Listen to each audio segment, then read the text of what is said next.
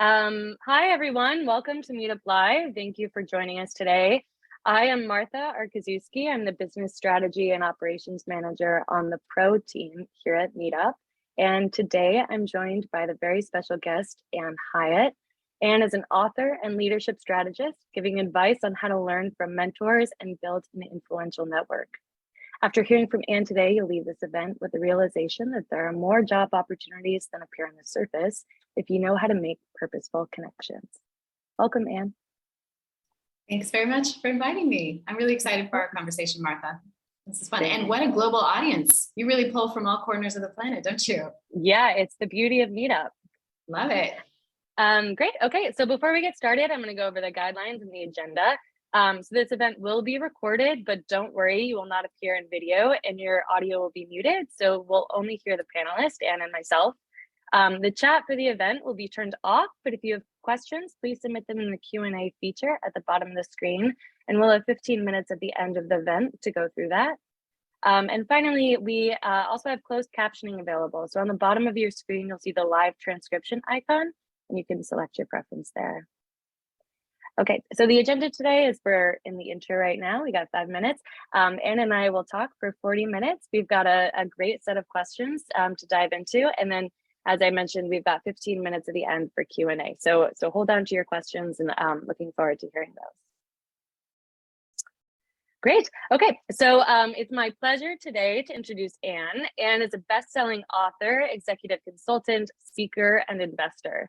She's a Silicon Valley veteran with 15 years experience reporting directly to CEOs Jeff Bezos of Amazon and Eric Schmidt of Google, and consults with CEOs on their leadership teams across the globe on C-suite optimization. She's also the author of the best-selling book, Bet on Yourself. Welcome, Ann. Thanks again for being here. My pleasure. I'm really excited for the conversation today. Great.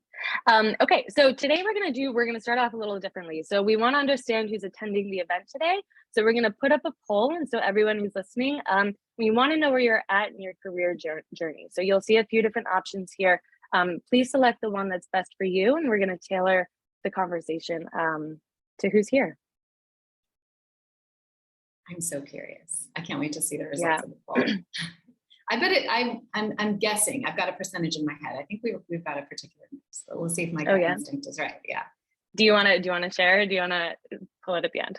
I have a feeling we're going to have a nice mix of all three categories, but based on how you framed this conversation, I bet we're going to have a lot of intrapreneurs and entrepreneurs. That's kind of, yeah, that's my thought. Nice. So it's been running for about 40 seconds. So we've got what, 50% who are ready for promotion, 30% who are entrepreneurs, and 20% who are starting their careers. Seems like my gut was pretty close. Yeah, that's great. Thank you, everyone. Okay, so let's dive in and let's start with you. So you're a leadership strategist. How did you end up in this career, and what appealed to you, and really what motivates you in this field? So this all happened kind of unintentionally, as did most of my career. So I started in tech in the first place, very unintentionally, and I'm now an entrepreneur intentionally. So after 15 years in Silicon Valley, 3 at Amazon, 12 at Google, I really felt the itch to take on a new challenge, not anticipating that the pandemic would come like a year later. But how I ended up doing this as being an executive consultant and leadership strategist was after 12 years at Google, 9.5 of those years I had worked for Eric Schmidt, the CEO and then executive chairman of Google. While I was working for him, he would occasionally tap me on the shoulder to help out some of his investment portfolio CEOs. So on the side, he has this incredible VC called Innovation Endeavors, where they invest in incredible entrepreneurial talent who are doing important things at the community, environmental level, just really cause and passion-driven entrepreneurs. So he would occasionally ask me to help them with projects, and I did it just for fun. I loved that because after 15 years in tech, I really craved that wild, crazy startup period. And so this was a fun way for me to stay in touch with what was coming next and how it was to be a young entrepreneur in Silicon Valley today. So when I decided to leave, it took me years to finally make that decision. But when I realized it was time for my next challenge, I thought, well, I'll take 6 months off for the first time in 15 years. I'll take a breath and I'll just allow some space for me to see what resonates with me. And so a lot of those portfolio CEOs that I had casual coffee chats with came to me asking, well, while you're figuring out what you want to do next, could I bring you on for this project? Or I'd love your advice on this. And before I knew it, I had a more than full consulting client roster. And I realized that that was really the next challenge for me, was helping global entrepreneurs and really democratizing success among these entrepreneurs all over the world that I thought were doing really important things. So that's the short version of a very long story of how I ended up doing what I'm doing now. That's amazing. That's great. So your message in your book and in your career here now is career empowerment. So how do you define career empowerment, and how do you put that into practice in your own life? Well, I really went through this process for myself to decide, if I was going to step out of the security blanket that was Google for me for more than a decade, I wanted to feel like I was in the driver's seat of what was next for me. And so I think career empowerment for me is really when I feel passion aligned with what I'm doing. I feel challenged by it, where I'm consistently growing and I'm being rewarded for it. It's now a cliche. My assistant has heard me say this so many times, but I am a huge believer in that your career should give as much to you as you give to it. And for me, that's a decidedly high bar. I want a lot in return for what I'm doing. And that's how also the key to avoiding burnout, by the way, which I'm sure we'll dive into more. But empowered career for me is passion alignment, being consistently challenged, and being rewarded for my hard efforts. Amazing. So you mentioned that a number of the individuals who you'd worked with in the past started reaching out to you as you were making the transition. So on that vein, a mentor is essential. To you, what is a mentor, and how should they be helping you? This is one of my favorite questions. I have very strong feelings about this because looking back, I can see that so many of my breakthrough opportunities or aha moments came because I was surrounded by the highest quality of people. It was truly a gift from the universe that I really found myself in tech among these ambitious, high-performing people. So for me, I really think of mentors actually in 3 different categories. And looking back, having all 3 of these categories filled really made the difference. So the first is you have a mentor, which is kind of what we're all probably thinking about the definition of right now, where it's someone who knows your work really well, who has regular exposure to how you're performing, where you have that relationship of trust where they're sharing regular feedback so you can pivot, iterate, and make progress really quickly. Ideally, that's your actual line manager, your job, because that's a major responsibility of theirs, and they have the most exposure to your day-to-day. Maybe not every manager is a great mentor, so you might need to be creative and seek that out. Maybe work on cross-functional projects or get feedback from a peer or someone on another team who also sees your work regularly. But ideally, it's someone who knows you really well and has regular frequency in giving you feedback. The second category is really what I call a sponsor. So this is a person just a step or 2 ahead of you in your journey who can open doors for you that you cannot yet open for yourself. And this is actually where I see some people making a very common mistake, which is you look for sponsors that are too far ahead of you. And the reason why that is a mistake is often they actually don't remember how they got into that room for the first time, or even if they do remember, the contacts or the connections they had that opened that door for them originally are no longer in place to be helpful to you. So look for somebody who's just 1 or 2 levels ahead of you, a year or 2, who are sitting at a table you want to sit at, working on a team or standing on a stage that you want to be on one day, and asking them to help you prepare and open that door for you when you're ready. And then comes the third category, which is the avatar mentor. Now, an avatar mentor, here's the best part of it. They don't need to know you exist. They don't need to be exposed to your day-to-day. You don't have to have any kind of awkward conversation of, will you be my formal mentor, asking them out kind of conversation. But what you do is you look for someone, this is the person who's 10, 15, 20 years ahead of you. And you look at the attributes that you hope to have one day, or the experiences you want to have, the expertise you want to be known for. And then, thank you, internet. We can reverse engineer that without them knowing we exist. LinkedIn is a great place for this, to look at how did they get to be at that place where I hope to be in the next decade or 2. So I have several avatar mentors who don't know I exist, but hopefully the internet can make this happen one day. So one of mine is Sarah Blakely. Sarah Blakely is a self-made billionaire who I have on my avatar mentor list because she is incredibly brave in ways I am not. So Sarah Blakely famously started Spanx with just $5,000 in her red backpack that she had saved while selling fax machines door to door for 7 years. That takes a lot of rejection. There is no way I would be good at that job. I don't think I could do it for 7 years for sure. So she's on my list because I want to be reminded of that bravery pays off. The reason she could be successful creating a product when she had no experience doing so is she was totally undeterred by hearing no. She'd heard it so many times for the last 7 years, it didn't faze her. So she's on my list for bravery. Another is, for example, Brene Brown. Brene Brown is, I'm a recently first-time published author, so I look to her in my journey in writing a book. She's an incredible academic, but she comes at it so authentically, so kindly, and I really want to show up in the world in that way. So anyway, that's just examples of some people who are on my avatar mentor list. And maybe someone out there can make that happen for me. But I really look to them. I look to them as examples of what's possible, and then I try and reverse engineer it for myself.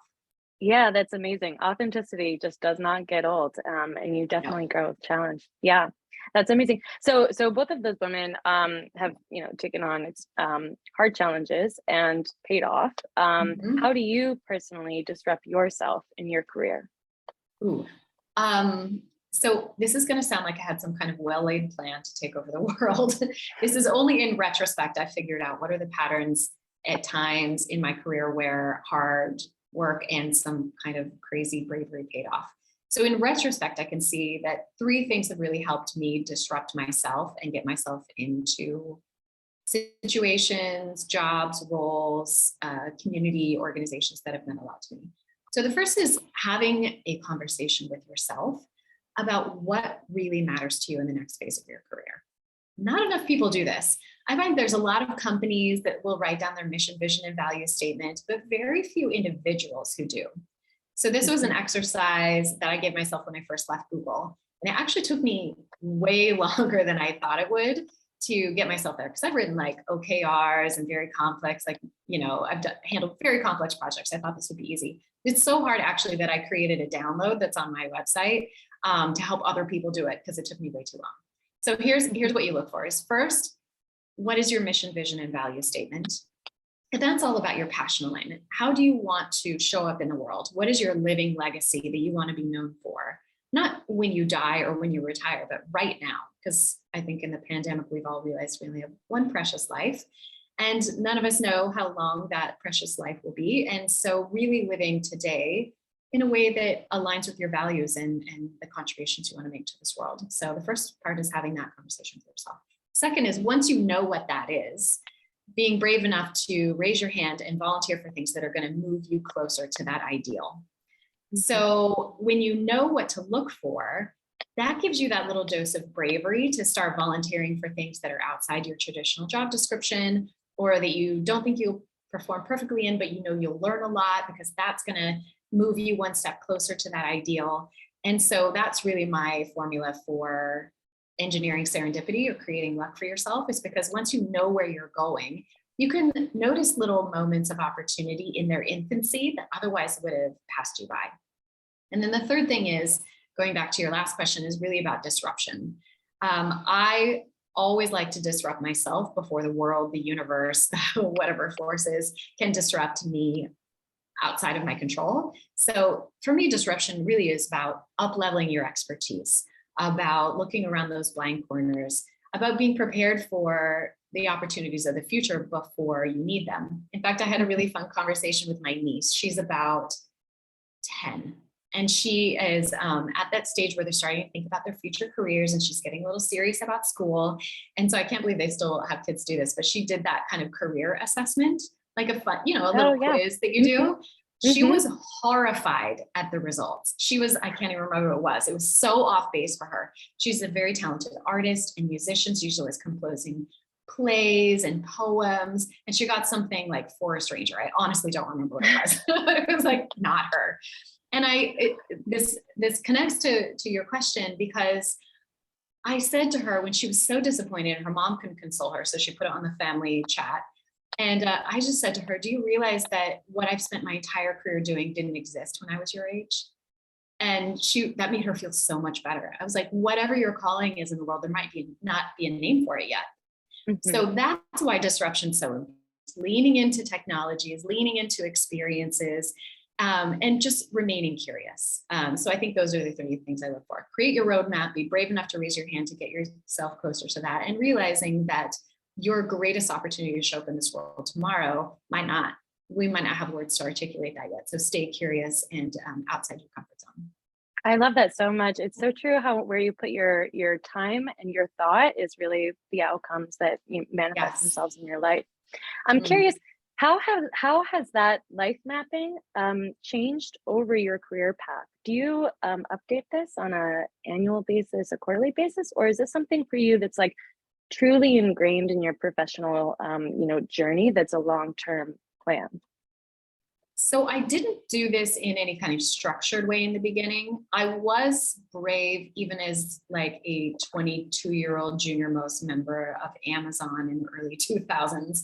I raised my hand for a lot of stuff I had no business working on, but luckily it was the wild west of the internet. We were still all figuring it out as we went. So I got opportunities to do some crazy stuff. So a lot of it was gut instinct back then.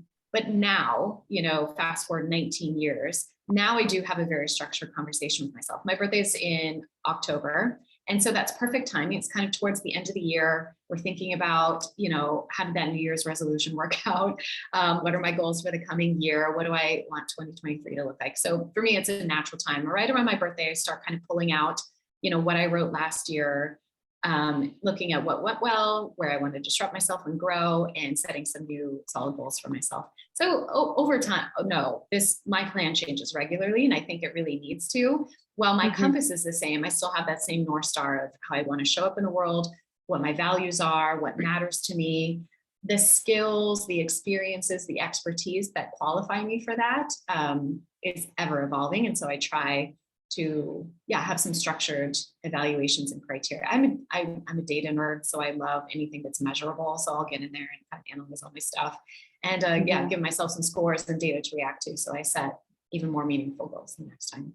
Fantastic. That's amazing. Great. Okay, so let's pivot back a little bit to mentorship and networking. So who you surround yourself with in your network is extremely influential in your career journey. How do you create purposeful connections specifically in your life?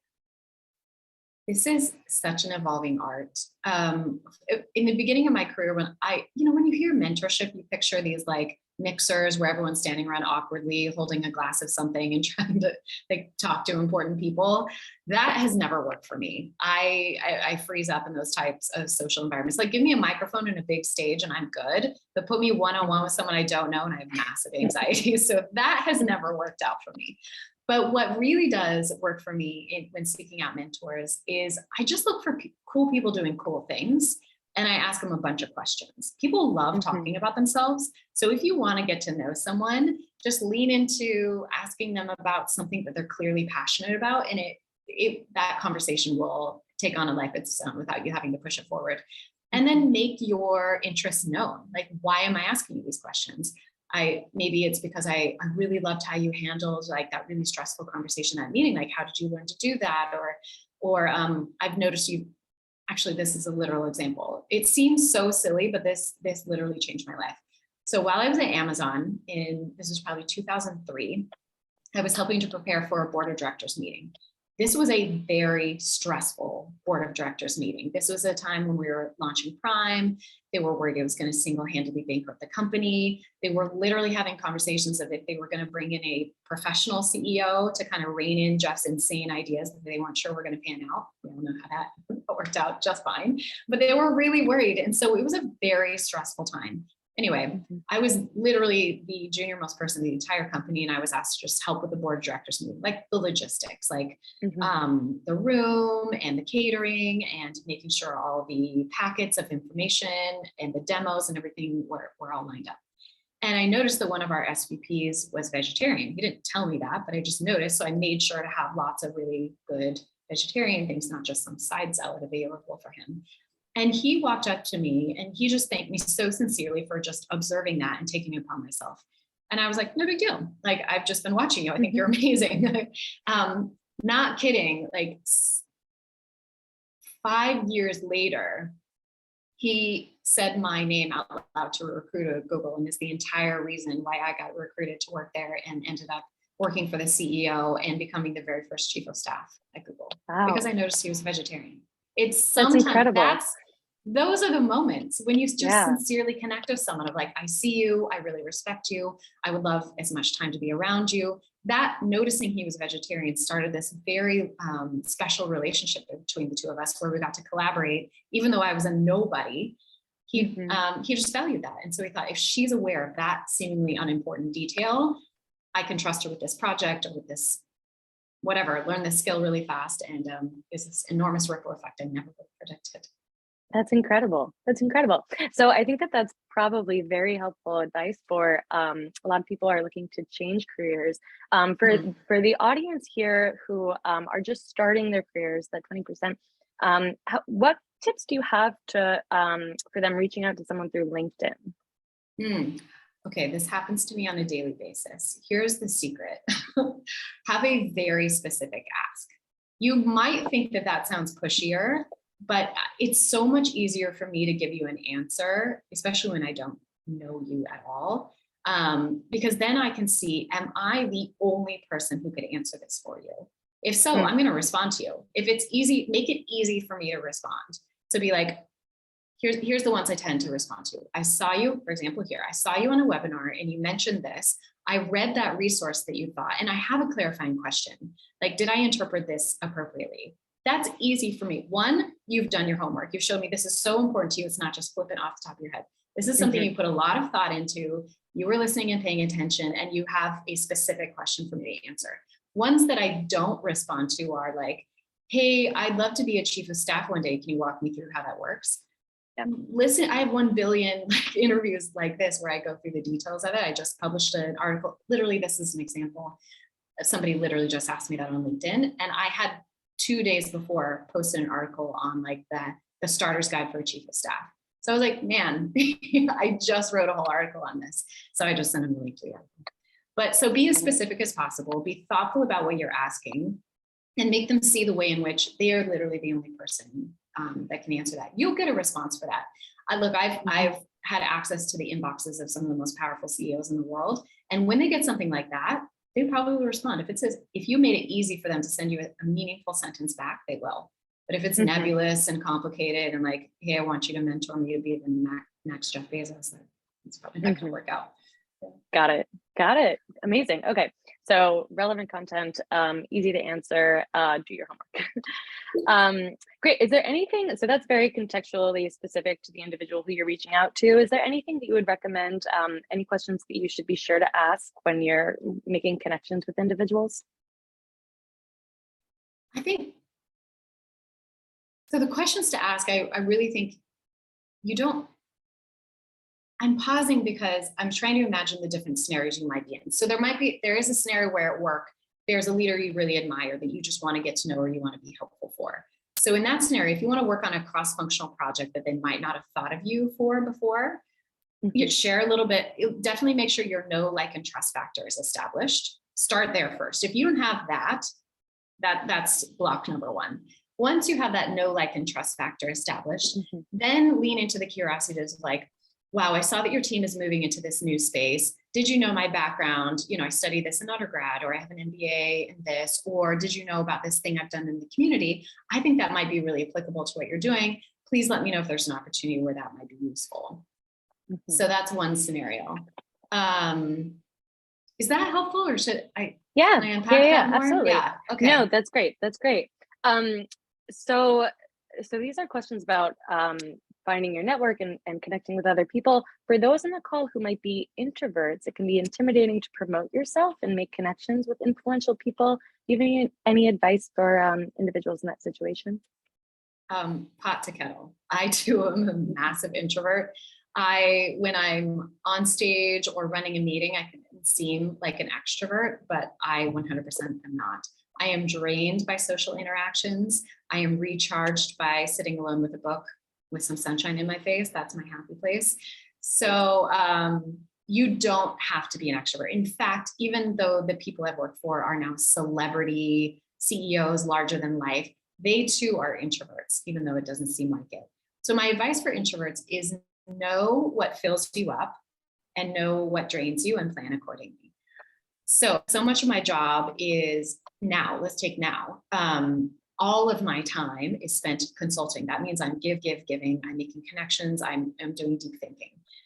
If I don't really protect my time in the morning for filling myself up, I cannot do my job. So for me, I fill myself up by first taking care of my body. So I have 2 protected hours every morning. The first hour is just for taking care of my health, whether that's going on a hike, walking my dog, going for a run. I stupidly signed up to do a half marathon in October to celebrate my birthday. And now it's like 1 billion degrees outside in Europe. It was really dumb. So I'm in the height of marathon training, have to do it at 4 a.m, still dying. But anyway, I'm still taking care of my body and I do feel physically stronger and ready for my day. If I miss that for whatever weird reason, I notice it immediately. The second thing is, because my job is to give advice all day, I really need to stay current. So thankfully reading is the way I recharge. I love it. So I spend a protected hour in the morning with no device, no pings going off, where I'm reading, I'm researching. I'm the nerdiest. I love listening to podcasts about business and the Wall Street Journal podcast. That really does refuel me. And thankfully that is what I need for my job. That may or may not be the formula for you all who are listening to this. So I learned this from Marissa Meyer, actually. When I worked for Marissa, she was my very first manager at Google. This is back in 2006. I worked for her for the almost first 3 years I was at Google.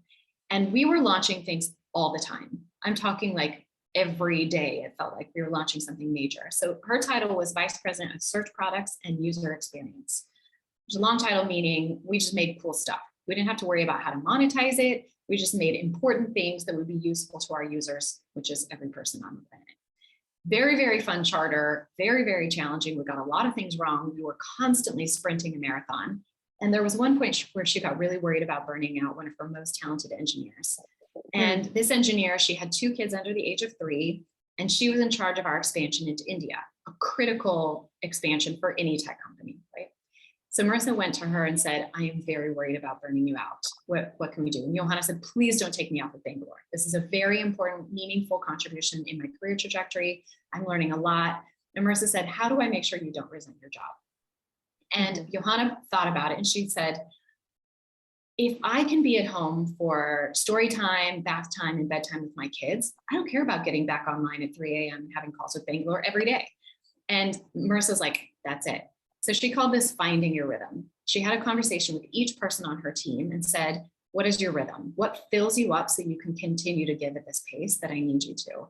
For one of them, it was a Friday night soccer match with his friends from school, from college. For someone else, he had formerly been a professional chef and he wanted to take lessons to keep his skills up to date on the weekends. He wanted that protected time. And then she became their linebacker. She would throw them out to make sure Johanna got home for bath time with her kids and Chris got to that soccer match, and she would protect that so that they had their rhythm. So for my introverts out there, find out what that is that fuels you, and you will never burn out as long as you protect that and make that non-negotiable every day. That was kind of a long answer, but I hope it was helpful. No, that's fantastic. Yeah. So sometimes I think that we need that, extra person outside of us to say, take time for yourself. But when you can make sure that you're diligent about keeping that schedule for yourself, yeah, goes a long way. Yeah. Okay, so let's get to the meat of it. So you mentioned that there are more jobs than appear on the surface. What do you mean by this? So I guess this goes back to my conversation with my niece, that there are some jobs that are going to be the most in demand that don't yet exist. For example, I created the job of chief of staff at Google. I was the very first ever. That was not an easy process. I fought for over 4 years to create that job, to fight with HR about what ladder would be on, what's the job description, what's the delegated authority level, why is this helpful or needed at all? And now it's standard in tech, if not beyond. They're seeing how this can be a 10x force multiplier for executives to have this right-hand operational partner to be at your side. So that is an example of a job that literally didn't exist, where I saw an opportunity to make the people around me better at their job. And I call this formula the win-win-win. So the win for me was I wanted to go above and beyond the way I was currently performing. I wanted to have more delegated authority. I wanted to be in rooms and in meetings, making decisions that were a higher level than I was currently given. The way I could then take that to my manager, who is Eric Schmidt, the CEO, was I needed it to be a win for him as well. So I literally created this spreadsheet where I wrote down all of our major contributions at the moment. I showed him all of my ideas for where it could go. And then I gave him my crazy 10x ideas that I knew he'd really like. They were kind of my sparkly, like tempting things. And I said, if I could evolve my skills, my experience, and represent you in all these rooms that you no longer have time to be in, we could contribute at this level. And for him, that was a win. The third win is, and this is how that benefits the organization as a whole. This is how we can anticipate emerging technologies, how we can really show up for our employees, for our shareholders, for our users in a different way. And when those three things are aligned, you're going to get a yes every time. So you can make some pretty bold goals for yourself. Now, at first, anyone out there who's got an idea for a win-win-win, I have to tell you, it will often be met with some awkward silence at first, because it's going to be something they're not expecting. I definitely have to deal with some like, I don't know, crazy. But then over time, when you really prove it, and here's what works for me when you get that awkward silence is I say, what if we try this element of it for the next 3 months? And then I'm going to measure it by this. This is my definition of success. This is the data we can gather to see if I'm accomplishing that success. And at the end of 3 months, when we try this, we can come together and assess. That works pretty well, especially in data-driven companies, because 3 months is like anytime shorter, you can't really get proof of impact. But longer than that, it's not that much to risk. So that's my secret formula for creating opportunities when maybe no one else is seeing it yet. That's amazing. And how do you communicate the idea that you're interested in the next step in your career and your opportunity? Do you come out and say that when you present this plan, or do you kind of let that be implied? Like, what's your strategy there? I, for the first half of my career, tried the let it be implied method, and that never really worked out for me, at least not at the pace I wanted it to take action. So I started becoming very explicit. In fact, anyone who's read my book, Bet on Yourself, Eric Schmidt wrote the foreword, which was very generous of him. And he wrote every word of that himself. So when I saw it published, that was the first time I read it. And he pointed out in that I had a habit of coming to him 6 months, often a year in advance, and saying, here's the promotion I want, and here's the scorecard by which we're going to score that. And I would get him on board. We would literally create a scorecard of like, okay, that means in order to get there, I'm currently lacking this expertise or this training or this exposure to these kind of teams. And so here's how I'm going to qualify for myself for that. And so a year in advance, we would have that scorecard and off I went. I would get that training. I would do that homework. I would get in those rooms, often on top of other things I was doing. And then when they got traction, I would say, Eric, it's working. Can I please delegate this and create an opportunity for someone else to learn something new? And I'm going to reprioritize accordingly. And I got very explicit. How this is a win for everyone, how we're going to measure success, what are the indicators, and sometimes it did not work. Sometimes I was totally wrong on these bets I was making. You also have to be okay with that. Sometimes you're like, this is going to be amazing. I'm going to love having this kind of impact or running this type of team. And sometimes it's awful. And you just have to be the one to be like, cool, glad we tried that. And hopefully you're in environments where you have that kind of psychological safety. But the reason why I felt okay with that failure, even though I'm a horrible perfectionist by nature, like all the negative connotations of that, I was okay with that because we had a common scorecard where early we could see the indicators of like, okay, this is not working out how I thought. And that was okay because everyone was on board of why that was a risk worth taking. And sometimes risks don't pay off, but we learn. And so the next time we can pivot and set better goals. That's great. Kind of have a dual question here based on that. So one is, how do you get to a place where you no longer have to interview and people just think of you for the job? And coupled with that is, you just talked about extremely outcome-based project strategy for getting to the next level. But you've also talked about the importance of creating connection. So what percent of career growth would you put in the outcome-based as compared to connection building? And in that, how does that get you to a place where you no longer have to interview? I'm telling you, this is a goal worth pursuing because it's so amazing when you no longer have to formally apply and do those cold things. That's the hard way. I am very lucky that I have not interviewed for a job since 2000. The last person to interview me for a job was Jeff Bezos himself in 2002. every other opportunity has come to me because my reputation preceded me or because I created it myself. Like literally this company. Nobody hired. I didn't interview myself for this. I should have. I'm a terrible boss, by the way. I say that to myself all the time. I'm like, what? No boss would have driven me this hard as I'm driving myself. This is terrible. I have to have a conversation with my manager. But I'm intrigued by your question about how much of it is that data gathering and how much of it is the relationships. That's tough because I think that probably has fluctuated for me over time. In the beginning, when I didn't yet have that established track record and reputation, a lot of it did have to be data proven. I had to, so many of us hate those performance evaluations that we write about ourselves because we think, oh, they don't read this. I'm not getting actionable feedback. That's a whole other conversation. But what it does do is it can formulate for yourself a track record of success. Actually, the last email I ever sent myself from my Google email account was I sent myself every performance evaluation I had written about myself because I wanted a record of what I've done. I wanted a record of my wins and my losses, all the lessons I've learned. So in the beginning, when you're trying to prove yourself to somebody who doesn't know you, you don't yet have that know, like, and trust factor, that can give you a scorecard of like, here's my accomplishments, here's how I measure. In fact, people ask me a lot about resumes and how, this is a big part of creating those opportunities and getting hired. Make that as data-driven as possible. Don't have all these fluffy, like, doesn't mean anything words. Tell me, like, what percentage of time did you save the company as a result of your work? How much money? Convert it to dollars and numbers and measurable data. And you can only do that once you start tracking that for yourself. Nobody's going to do that for you. I thought they would. I have never had a meaningful performance evaluation that did that for me. In fact, it's not to be mean, but I've never had a meaningful performance evaluation. I did it for myself. And then I just asked for stuff as a result. I was like, here's where I think I'm doing well. Here's where I think I'm being horrible. Here's what I'm going to do about it.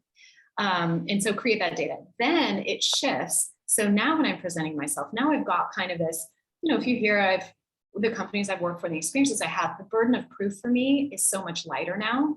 And now it's actually the relationships. It's like, right. Everyone in the room is smart, capable. Do we want to be in a room together for 10 hours a day? Are we passion aligned? Are we really going to click in some of the most stressful moments of my life? Are you the person I want to be on the other side of the table? So it's much more proof of that concept than the latter. Both are always important. But I think that's probably the shift I've seen over time, at least for me personally. That's great. So for people who are trying to get to that step, but might currently be in a place where they're looking for a promotion or a career shift, what kind of advice can you give to someone to advocate for themselves to ask for that promotion? Be as specific as possible. So this is where you get really uncomfortable and you ask for stuff that you're not yet qualified for, which is hard for me every time, even though I've built it as a habit. So be specific about where you're going. What's the delta between where you are right now and how you're going to contribute at that level? And then say, here's all the homework. Here's all the proactive stuff I'm doing and will do to qualify myself for that. And here's the one thing I need from you. And usually that's opportunity. The one thing I need is for you to open this door and put me on that committee, or give me this client account, or allow me to shadow someone who is exemplifying that level of leadership that I want to attribute. But be very specific of what you're going to bring to the table and what's the one thing you need from your manager to be that now sponsor for you, open that door, give you that opportunity, or say your name in a room that you're not yet in. Managers love that. I have to tell you, like, even though I was just complaining about how I've never had a good performance evaluation, the first time I managed a team at Google, it was 7 people, and it's a lot of work. It's a lot of work to be like, how did she perform on this? And gosh, what was that project he owned at the beginning of the year? And like, make it as easy as possible for them to say yes and empower you to where you really want to go. You think they're thinking a lot about you. They're just trying to keep the wheels on the bus, managing a team. So there was something else I wanted to add to that, just flew out of my brain. I say this a lot, but I have never once, even though I've worked for some of the greatest leaders in the world, people who manage people at an Olympic level, I've never once had one of them come to me and say, Ann, I was thinking about this untapped talent that you have, and here's my idea for how, like, we might be able to apply it. Like, that never happened. It never will. And I realized that's my job. When I can come to them and say, here's the one tiny thing I need for you to do, they pretty much always said yes.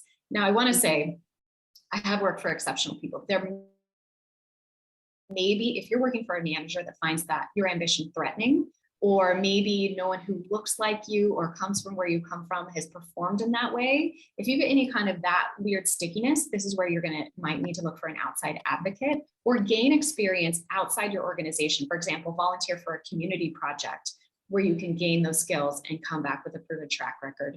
So I know that not every manager is worthy of that level of trust. So if you have very competitive peers or a manager who finds that threatening or it's not really evolved, look outside, get that credential, and then come with that data of like, no, I volunteered for this. I created this, whatever it is, a reading program, after school program in the library. So obviously I have the skills needed to run a major event or whatever it might be. So you might have to be a little bit creative if that isn't encouraged in your current environment. That's great. So all of that really requires individuals to be bold. How do you recommend people gain confidence early on in their career so that they feel confident and comfortable to ask for that promotion, reach out to people within their network, that person 2 levels above? How have you done that, and what would you recommend? I've made so many mistakes is the truth of how I did it. I did a lot of things wrong.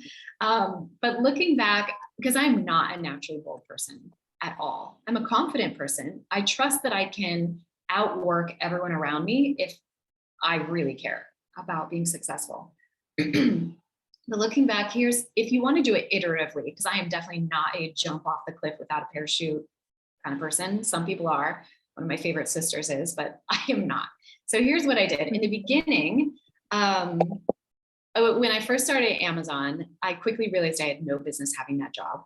I did not know anything about technology. I did not study anything like coding related. I didn't understand the acronyms they were using or the people they were talking about or the studies they were citing. I knew none of it. And so I went into wallflower mode. I was just like, I don't want to say anything wrong. So I'm just gonna be real quiet and hope they don't regret letting me be in this room. And then I realized it was really dumb. Thankfully, I got hired towards the end of the year in 2002. So I had a performance evaluation coming up pretty soon. And my manager, John, was like, nobody's winning with you playing small. We didn't hire you to play small. So I need to hear your voice more in the room. I'm so grateful he said that. So then I thought, okay, if you're going to hear my voice in the room, I need to be sure I'm being smart. And so I would, after a meeting, go to John and say, I didn't understand this part, or I had a question about that. And so I started checking my gut instinct with my manager, whose job it was to make me successful. And then once I felt like his reactions to my questions were good, he was like, no, you totally understood that. Yes, that was really important. Then I started asking questions live in the meeting. That was so hard. But then once I was asking smart questions that got these brilliant minds seeing things from a different perspective, then eventually, this is more the Google stage, I could proactively make suggestions. I'd be like, remember, we've seen this pattern before. What if we use that solution here? And then eventually that qualified me to be the one giving strategic advice and deciding how the CEO of Google should be spending his time and when we need to be showing up and how we were going to make a big bet on mobile first and then artificial intelligence. I never could have done that if I stayed a wallflower. So I think there's incremental growth. Don't look too far ahead of where your current stage is, but be brave enough to ask the right questions, then say it in the room, offer your expertise, test your hypothesis, and then get bold enough to make those suggestions. That's great. That's so helpful. Okay, so let's finish up with one question before we take it to the audience here. So we talked a little bit about how you recover and how you start your morning, but are there daily habits that can be incorporated in daily life to create a career and lifestyle that you're happy with? I love that so more people are asking themselves this question right now. I too have done that. While like self-care, like taking care of my mind and my body has been a habit of mine for a while, it's much more than that. In fact, my New Year's resolution this year was to do less, but better. I really wanted to say no to the right things. In fact, gosh, what was I listening to today? It was this amazing podcast. I think it was Reed's new one. Anyway, they were saying that the process of elimination is much harder to recognize than what you need to add to get to your goal. Like often the shortest path to success is by removing something. It was this great light bulb moment that I just botched. It was much more beautiful than that. But I think this is a question not enough people say is, what can I get rid of? that's no Mm-hmm. longer serving me.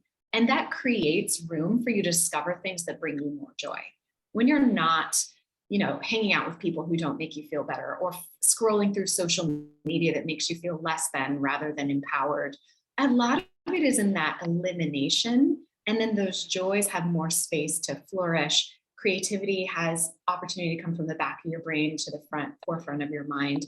So I actually think for me, it's what I've eliminated more than what I've added that's made all the difference in that passion alignment, that balance, that fulfillment in my life. There's a lot of things that, just 4 years ago, I literally donated everything I owned, moved to Europe with 2 suitcases and 3 duffel bags. There's one thing that I'm like, gosh, I wish I'd kept that one in like an entire house full of stuff. So yeah, I've done that to an extreme level, and I'm back for it. I love that. I love that answer, Anne. Thanks so much. Oh. Okay, so before we dive into QA, I'm going to include some links in the chat so that the audience can keep up with you and do their homework before they reach out to you on LinkedIn. So not to discourage it, I welcome it, but yes, I can't wait to see the best case examples. Great, sounds good. And while we're doing this, can you just tell us a little bit about your book? Oh yeah, thanks. So my book is called Bet on Yourself. I was a bit of an unwilling author in the beginning, honestly. I thought, well, if anyone wants to know the best practices of Jeff Bezos and Eric Schmidt and Google and Amazon, they've literally written those books before. But then I realized that I had a purview that not even my CEO managers had because I worked for 3 high-performing CEOs. I've seen the commonalities, some of the best practices of these super performers. And this whole book, the main purpose of it is to translate these best habits, best practices of these super performers for the rest of us normal people, like for you and me. So the book reads like a story. It's full of like a lot of behind the scenes of, the crazy Wild West early years of the internet and of Amazon and Google and what it was like in those days. But more than that, it's translatable action items. A lot of the things that we've been talking about today, what can you do? Why does that matter? How can you empower yourself and make your greatest dreams come true? I am not interested in creating like Jeff Bezos clones. I want you to be your very best self. And really my why in this stage of my career is I want to democratize success. I could easily work for another billionaire Silicon Valley CEO. That is not passion aligned for me. Like, bless them. I hope they do some good in the world. We need very purposeful leadership right now.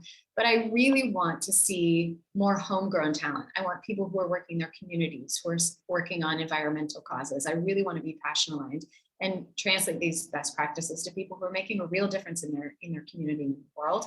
And now I have, clients across 5 different continents who by rule, I don't take 2 in the same industry. So I have one in fintech, one in health tech, one in ed tech. And I really want to offer this playbook to as many people as possible. So that's what the book is about. That's amazing. Thank you so much. Yeah, really, when you're passionate, you can do incredible things. Okay, so we've got a lot of questions coming in. So let's get to them. I want to make sure that we get through them all. Okay, so Kevin C has asked, in hindsight, what would you tell your younger self that you wish you had known before you embarked on your career? Oh my gosh, next 10 hours of me telling you everything I wish I'd known. Kevin, I think the most important thing is I wish I had been bolder sooner. Now, I want to give myself a little grace here because I am naturally so painfully shy and so timid. You know what it was? I wish I had read a particular book earlier in my life. There's this amazing book called Mindset by Carol Dweck. This is a sliding door moment in my life. She is a professor at Stanford, and mindset is about how you're either of the performance mindset or of the learning mindset. I naturally, from birth, my nature is performance mindset. Those are people who want to get a 10 out of 10 every single time. And any time you get a 9 out of 10 or whatever, it exposes your weaknesses and your limitations. When you transition to the learning mindset, you see each growth opportunity, well, as growth. You've learned something. If I didn't perform 10 out of 10, maybe I was a 2 out of 10 the first time I went to tap lessons. And then maybe next time I show up, I'll be a 3 out of 10. But the learning mindset is about those hardships, those quote unquote failures that Silicon Valley loves to worship. Is just that. It's getting you one step closer to performing better next time. And when I had a moment of click in my career where I was like, get out. Performance mindset is not serving me. Me playing small or trying to stay perfect is limiting me and my opportunity to have an impact here. So that's what I wish I knew earlier was there's an opportunity to be in a learning mindset where you are investing in yourself and making not only yourself, but everyone around you more capable, better, passionately empowered. So that moment came when it did. I just want to tell myself it's okay that it took a while because I had a long way to come from my nature into what Silicon Valley nurtured me into. But yeah, I wish I'd read that book much earlier. That's great. That might answer this next question too, but I want to ask it anyway because we've spent a bunch of time on this. So how do you recover if the person you've asked to be your mentor says no to you? So it's hard for me to answer that because I like ask a million follow-up questions as to like why that happened. One, it might have been too vague. Three, it might have been that they're not the right person for you. So, okay. So my instinct is I would want to ask them why, but then that would be annoying if they're not the right person. So I guess do that self-evaluation. So be like, I wonder why that didn't work out. Either they don't have the right expertise, they don't have the bandwidth, or they're not the right match for me. You don't want a mentor who doesn't want to be a mentor. So be glad that they were honest, because actually worse than them saying no is saying yes and then they never show up for you.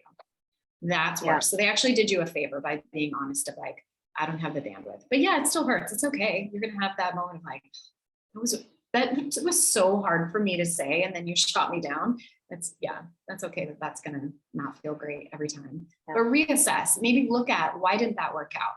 Was it I wasn't specific enough? They weren't the right person to open that door for me. They're really tapped out now, but maybe if I come back, like maybe they're in the middle of a sprint cycle and maybe you come back in 6 months and they're like, taking a breath and then would love to do that. So maybe do that homework for yourself and be like, was it the timing? Was it not the right person? Or maybe they're way too far ahead of my growth curve. Maybe I need someone a little bit closer to where I'm now. Great. It's an important question. Yeah. Okay, so Carrie has asked, how do you transition to a different industry in which you have no experience without having to start at the bottom? Ooh, I don't know if you can skip starting at the bottom. That's a good. So I guess the way I would do it would be very explicit about how you have transferable skills. Don't limit yourself. Like there are some very talented people out there who are multi-hyphenate.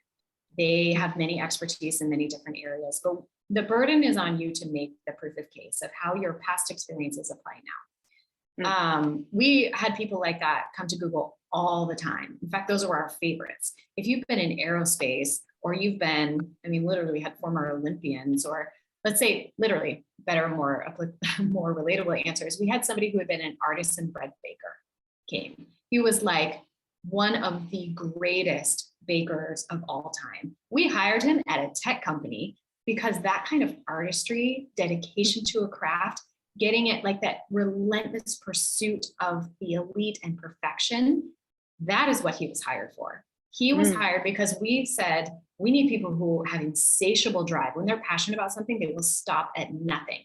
He was not going to stop at a 9.9 out of his potential 10 personal capabilities. He was in relentless pursuit of perfection. He got hired. So make your skills transferable. Don't expect them to connect the dots. Interviewers are lazy. So do it for them, translate it into their world and say, well, I don't have X, Y, and Z that you probably traditionally see. Here's how I have it packaged in a slightly different way. And here's what I'm doing to make up the difference. If you show ambition of like, I've signed up for all these online classes, I've volunteered in all these organizations to get this experience that I didn't have before, really show that ambition. If they're going to take a chance on you, you have to prove to them that you want it super bad. So that's probably where I'd start, but you're probably going to have to go down at least a level or two when jumping that. That's even true within companies. If you're switching job functions, you're probably going to take a level or two step down, prove your case, and then catapult forward. So great. So that's a great answer for somebody who knows where they want to go and they want to take the step and they don't want to go down. This next question is a little near and dear to my heart. So this is, how do I know what I love doing? And how do I know which career stream to choose? I spent a lot of time on this early in my career, and it was one of the hardest questions I had to answer. I am so curious what your answer is. Okay, what I want to do is plagiarize a book I just read. So there's this Japanese concept called ikigai, E-K-A-G-I-E, if I spell that right, ikigai. I just read this amazing book. I interviewed the authors, and the book is called Black Faces in High Places. The podcast episode sneak peek is coming out next week that I interviewed them.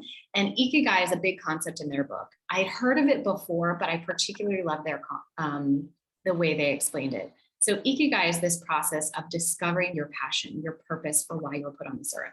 So rather than botch the concept, I suggest Googling that immediately. But it really is about letting go of external influences in that, what your parents would admire, what your community would think is prestigious and important, what makes you the most money. Let go of that. Let me tell you, that's the hardest part of this entire process is like when I left, I left Amazon to do a PhD at Berkeley. I got into my dream program. I left Berkeley to go to Google. I don't know if my dad's ever recovered from that. Like he was so excited that I was going to get a PhD that he still throws that into introductions today, like forever later. So he's real disappointed that I didn't do that. He's got over it since then, but it's still like lingering. So I know I've disappointed him in not being an academic and being able to call me doctor. So letting go of those burdens that are not yours to carry is probably the hardest part. Once you're free of those expectations, because let me tell you, I have known some of the most successful, wealthiest, most powerful people in the world. And I will tell you, there is zero correlation between those things and happiness. Some of them are wildly happy and they do their work because it's passion aligned for them, but others don't, and they're not happy. So I think it's that let go of the traditional definitions of prestige and power and influence and all those things we brag about when we go home for the holidays. And just think about if you had one day left on this earth, what would you do? Now, I know that's a dumb answer because like, obviously I have to do invoices tomorrow. And that is not what I would do tomorrow if tomorrow was my last day. But like, what is passion aligned? How do you want to be remembered? Actually, here's a better answer. I was just saying this to a client yesterday. Imagine your SEO, your search engine optimized sentence. If someone was going to type something into Google and you want your name to show up, what is that sentence? What are those characteristics? What are those experiences? What are those memories? And then if you can then have that optimized list in your head, then go get it. Now you have something to reverse engineer. You're going to seek out how you want to be known as compassionate and kind and thoughtful, how you want to be known as ambitious and creative, or as a community influencer or something. So first you have to define that for yourself, let go of other people's expectations, and then pursue it boldly. So I'm having a problem with my That's amazing. Suddenly I can't hear myself. But anyway, hopefully you heard. Yeah, okay, no. Now I'm back. Okay. And that's fantastic. It's motivating and insightful and just a joy to speak to you today. So thank you so much for spending your time and your insights with us. I'm sure that people will take a lot of lessons from this. Thank you. You have been amazing, by the way. I just want to acknowledge you've done a great job moderating this. It's not an easy skill. I really appreciate that. And I really want this to be a multi-way conversation. So don't be shy reaching out to me, despite what I've said about a million people reaching out to me on LinkedIn. Please follow me, connect with me. I publish all of this stuff and more on LinkedIn pretty regularly. So I would love to hear your continued questions, thoughts, feedback, reactions, etc. Fantastic. Amazing. Okay, so before we head out, we've got just a few more slides here. So Meetup has recently launched a Discord community for Meetup organizers who are on the call. So please join, where you can get advice from mentors, organizers, and other members of the community who have years of experience in managing groups on Meetup. If you're interested in joining, you can scan the QR code on the screen here. And we also have a podcast, Keep Connected, with Meetup CEO David Spiegel. David talks with the Meetup organizers as well as thought leaders in the community and connection space. So please do scan the QR code and give it a listen. And finally, as a reminder, you can view a recap of this event in a few days on our Community Matters blog at meetup.com/blog. Thank you again, Anne, and thank you everyone who joined today. Have a great day. Thanks, everybody.